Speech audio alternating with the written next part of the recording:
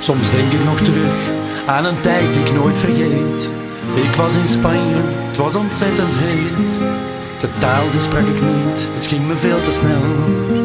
Maar het Spaans voor 2 biertjes, dat ken ik wel.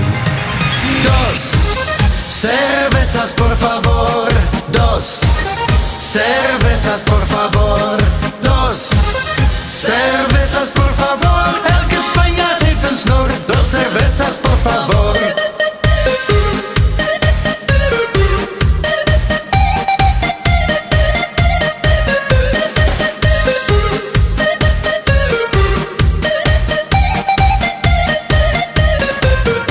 Op reis in Malaga, Benidorm of Marbella, het was er warm, oh zo warm.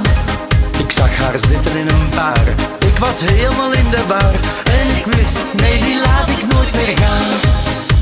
Ik vroeg wat is jouw naam, maar zij kon me niet verstaan.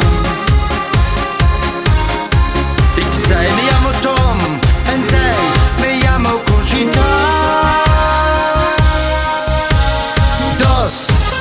Cervezas por favor, dos cervezas por favor, dos cervezas por favor. Elke Spanjaard heeft een snor, dos cervezas por favor.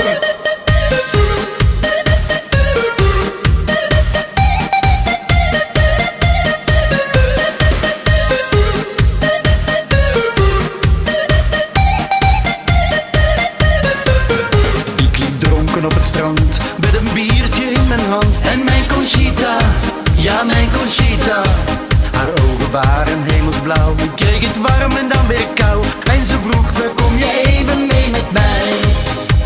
Ze nam me bij de hand en gaf een zoentje op mijn mond.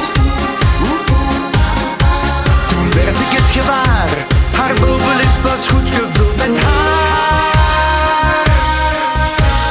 Dos cervezas por favor, dos cervezas por favor, dos cervezas por favor. Conchita had een snor, dos cervezas por favor. Toen moest ik naar huis met het vliegmachine.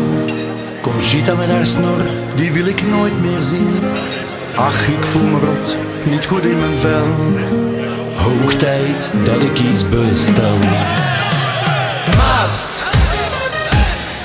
cervezas por favor, más cervezas por favor, más cervezas por favor. Elke Spanjaard heeft een snor, dos cervezas por favor, dos cervezas por favor, dos cervezas por favor, dos cervezas por favor. Elke Spanjaard heeft een snor, dos cervezas por favor.